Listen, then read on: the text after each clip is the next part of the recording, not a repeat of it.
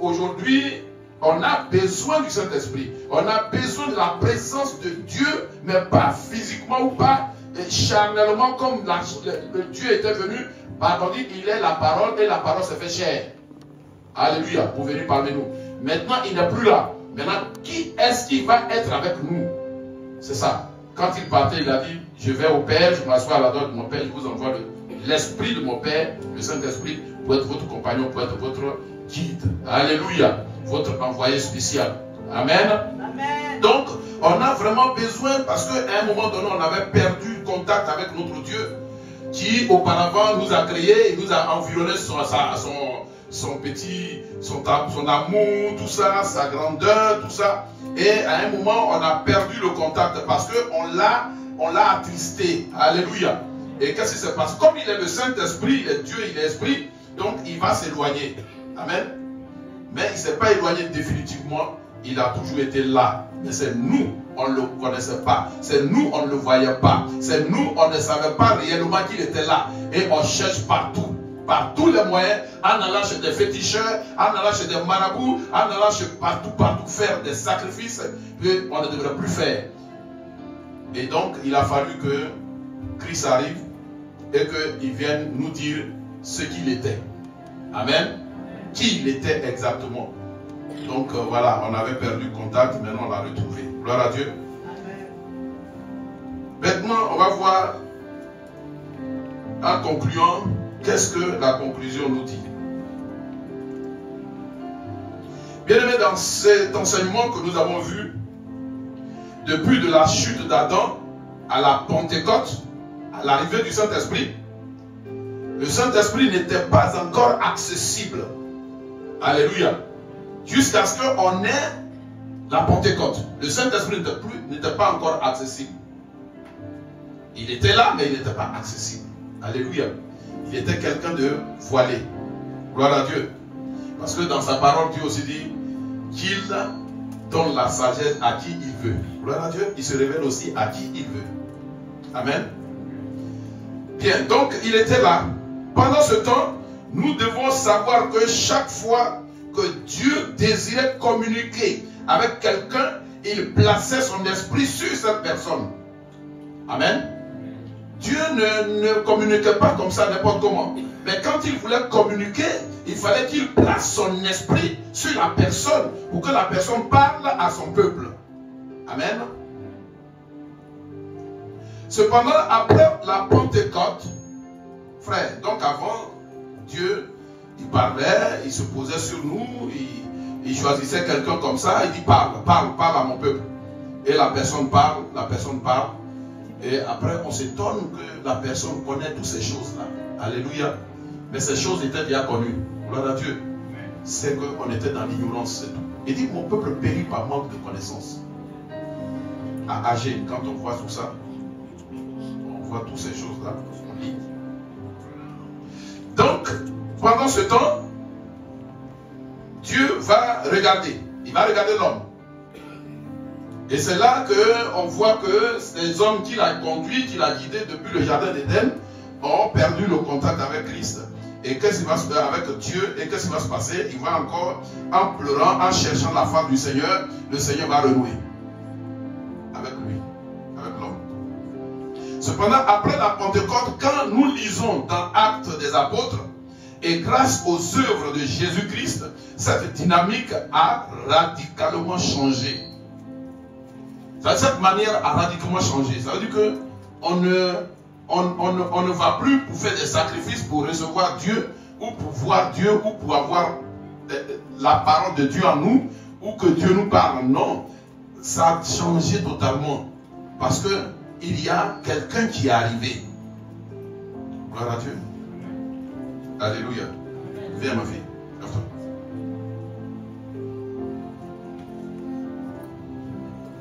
Viens maman. Maman laver. J'ai prié pour ta... Pour ta pas. Et envoyez-moi l'huile, s'il vous plaît. Donc, tu vas toucher là où tu lui fais mal. Et tu vas poindre d'huile là. Tu vas prier pour que ta fille reçoive la santé ce matin. Dieu a dit dans sa parole, dans l'évangile, il dit, si quelqu'un est-il malade, en Jacques, il dit quelqu'un est-il malade. Jacques n'est pas les 4 évangiles, mais dans le Nouveau Testament. Quelqu'un est-il malade, qu'il vienne aux anciens et que les anciens prient pour lui et le oignent d'huile. Sois béni.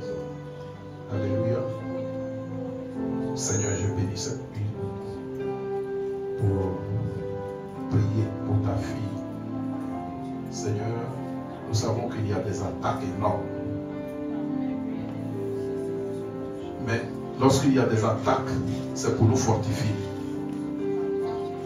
Père, c'est pourquoi je veux ce matin te confier la santé de ta fille par rapport à ces moments de prière de sa mère, son guide spirituel.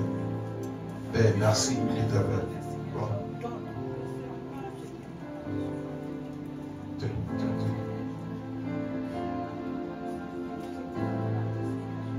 Seigneur, je prie ce matin par cette main qui est imposée. Ce n'est pas la main d'un homme, d'une personne, mais c'est ta main. Et tu as dit, si les anciens prient pour elle ou pour la personne malade, avec la prière du juste, tu guériras cette personne. Guéris-la maintenant. Car par tes mains dessus, nous sommes guéris. Guéris-la, guéris-la, guéris-la, guéris-la. Que les douleurs disparaissent maintenant. Au nom de Jésus-Christ. Que tout ce qui est douleur, tout ce qui est malaise disparaît maintenant. Pas. Car nous avons l'autorité de te chasser. Lâche prise maintenant. Nous avons le pouvoir. Le Christ nous a donné le pouvoir. Celui-là pour qui tu ne pouvais pas tenir. Celui-là devant qui tu ne pouvais même pas parler. Oui, tu étais écrasé devant lui. Et qui nous a donné le pouvoir pour prier pour les malades. Pour prier pour les uns les autres. Pour prier pour nos frères et nos sœurs. Pour prier pour nos enfants, nos familles. Pas maintenant. Lâche. Son corps ne t'appartient pas. Son corps appartient à Christ. Elle est venue adorer son Dieu ce matin. Et c'est pourquoi nous proclamons la guérison. Nous proclamons la délivrance. Nous proclamons la restauration totale. Nous proclamons que l'Esprit de Dieu touche cet endroit. Car il nous a dit, imposez les mains aux malades. Et les malades seront guéris. Vous avez le pouvoir de le faire. Et ce matin, nous avons le pouvoir. Guéris-la. Elle est venue tâtonnante. Elle va repartir à bonne santé. Merci l'Éternel. Car c'est toi que nous expérimentons. Que la gloire te révèle au nom de Jésus-Christ. Amen. Amen.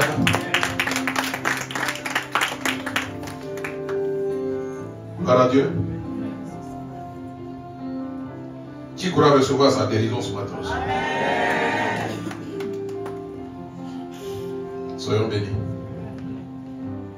Quand il y a des prières comme ça, prends possession. Amen. Bien, donc voilà que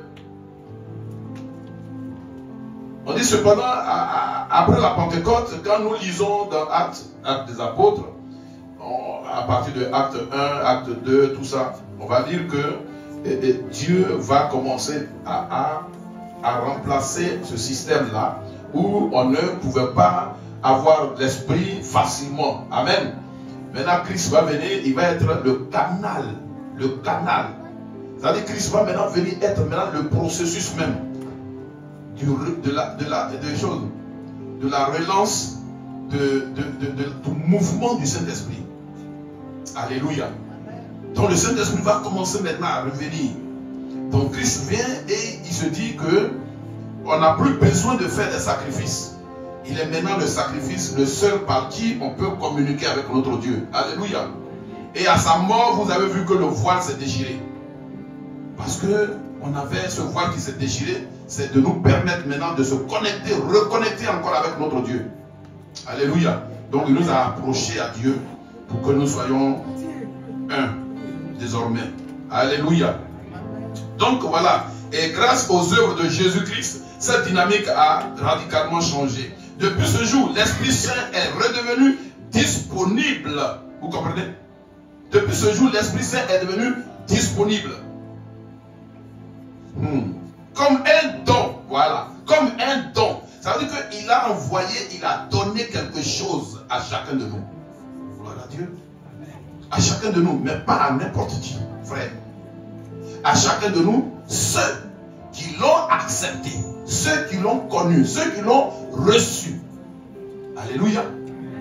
Parce que quand on dit dans sa parole, il dit, je suis venu parmi les siens ne m'ont pas connu, ils m'ont rejeté. Tourne un peu, vers toi un peu, tourne, voilà, tourne un peu. Voilà, c'est bon, merci. Et ils ne m'ont pas accepté, ils m'ont rejeté. Mais il dit à tous ceux, oh Jésus, il dit à tous ceux qui l'ont connu et qui l'ont accepté et qui l'adorent sans avoir vu son physique, alléluia, ceux-là seront appelés, et qui l'ont connu véritablement, qui l'adorent, ceux-là seront appelés enfants de Dieu. Oh, est-ce que tu peux acclamer le Seigneur? Non, je n'étais pas encore saisi. Parce que je ne sais pas si toi tu l'as connu. Je ne sais pas si tu as connu Christ. Je ne sais pas si tu l'as servi ce matin. Parce que la parole qu'il a prononcée, il a dit, fille-toi, oui, toi, même que tu sois un étranger, tu n'es pas un juif, tu n'es pas un israélite, mais tu es ivoirien, tu es chinois, tu es japonais. Et il suffit de l'accepter. Il suffit de dire que Christ est mon sauveur. Et maintenant tu es un enfant de Dieu. Alléluia. Donc ce n'est pas n'importe quel don. Non. Il y a des gens qui vont donner des choses aux gens et derrière ça, après ils vont citer. Moi je t'avais donné ça. Est-ce que tu as reconnu? Oh mon frère, c'est pas ça que Jésus a fait. Jésus est venu pour te faire un don de son esprit, un don de lui-même, un don de sa vie. Oh, alléluia. Donc là où tu es, tu ne peux commander par qui que ce soit, tu ne peux diriger par qui que ce soit, mais tu es dans la vision et dans le rétroviseur total de Christ. Alléluia. Donc personne ne peut t'écraser. Si tu connais réellement ton droit. Alléluia. Un don à tous ceux qui croient sincèrement, tu vois, sincèrement que Jésus est le Christ, le Messie, le Fils de Dieu, ressuscité des morts. Amen. Oh, dis Amen fort. Amen. Donc tu as une valeur intrinsèque, c'est-à-dire devant Dieu, une valeur qu'on ne peut pas échanger, avec laquelle on ne peut pas jouer. Si Dieu t'aime là, qui d'autre va te calomnier? Qui d'autre va te haïr? Il n'y a personne, parce que l'amour de Dieu est plus grand que tout.